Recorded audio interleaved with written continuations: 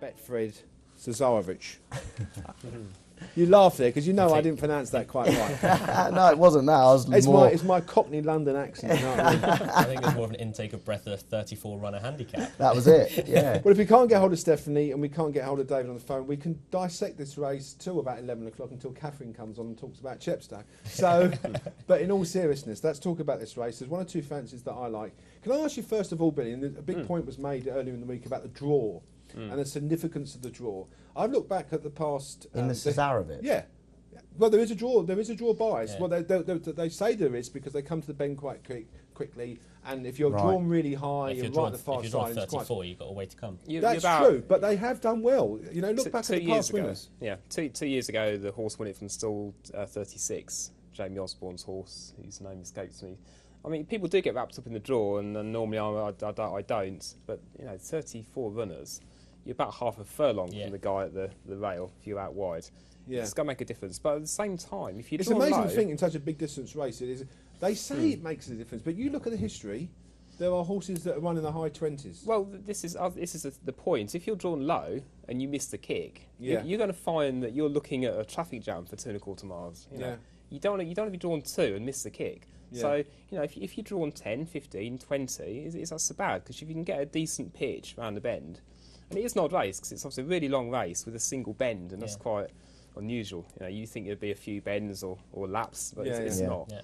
Luke, have we got a view on this race? I mean, let's take a look at the likely favourite. This is the Sir Mark Prescott trained Palasator.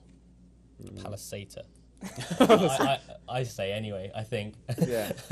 Let's talk about that one. That's been the money horse this week, hasn't it? I think it opened up about 12, maybe 14 to 1. Yeah.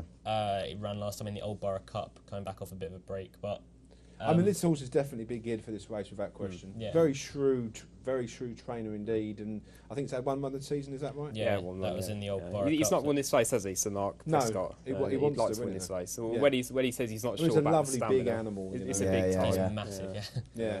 But there's a point made last night on our online video. Why is Platinum 20 to 1 that won the Old Borough Cup? Well, Palisators 8 to 1. Again, it's potential, isn't it? It's potential, and it's also what have the trainers sort of really aimed for, and you would indicate that this one would be not laid out for this race, but this was on the target or the radar, so to speak, earlier in the season. Like looking at targets and what trainers aim for, Oriental Fox obviously won the trial. I mean, does that mean he really is primed for this race? Is that a good piece of form? The winners of the trial have a bad record, don't they? Yeah, normally, that's a really difficult race to win in itself. Yeah. I think last year Domination won the trial by 4.5 lengths. Didn't even win in the big races. The trial's not been a good success. No, it's not. No. Let's talk about one of the horses that I like, and again is drawn out in the car park. Is Tiger Cliff. Now, Tiger Cliff, we believe is going to go jumping with Alan King. Have we got any views on Tiger Cliff? I like Tiger Cliff. Yeah. You know, he was too good for Oriental Fox in the E-Ball. I think, Tiger Cliff too good for Oriental Fox in the E-Ball. I think he will hold that form today.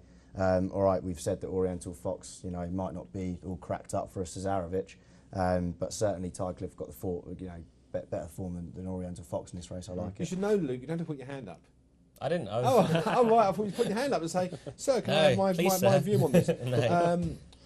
The interesting one, from my point of view, is I can't pronounce if I can't pronounce a name of a horse, I can't pronounce a trainer, but the horse is Smoky Hill.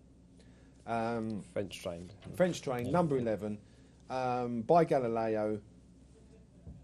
This trainer brought over a horse called Dick Turpin about 4 years ago, won at 33 to 1. Has this French horse, you sort of went, not so sure about that. You haven't done any study. No, I know. Well, no, it's difficult. Or you just don't think it's got a chance? Well, it's hard to know too much about it, really, in a sense. But you've got to ask yourself, why would a French trainer bring it over to the trainer? Oh, well, if you can pronounce it for me. Michael Delzonglar, isn't it? Well done. I don't think he has a great strike rate with bringing horses over. No, he doesn't. I mean, he made one in 6 or 7, but that's not bad. I mean, no. You've got to pay for the fees to bring the horse over, and you've got to, you know. Prize money's worth it today. Absolutely. 155,000 for the winner. Is there any comments on some others, Billy? Yeah. I mean, just on Tiger Cry, I mean, it would be great to see a horse top weighted in this to win for Lady Cecil. Really, and he's a really, really nice colt. He's also a really good attitude. I'm going to use my phrase again. He's better than a handicapper. He's not going to be a handicapper. Whether he goes hurdling or not, he's better than the. I mean, he's going to make a lovely sort of hurler, 2.5 miles, 3 miles. Yeah. I thought Earth Amber is a bit of a big price for this one. I don't know if you've got the latest odds in, but I thought it was around 20 to 1 this morning. It might be because he wants a bit of dig in the ground. You know, people are saying he wants it soft, but you know, it's good ground up there. And Richard Hughes take the ride for Nicky Henderson.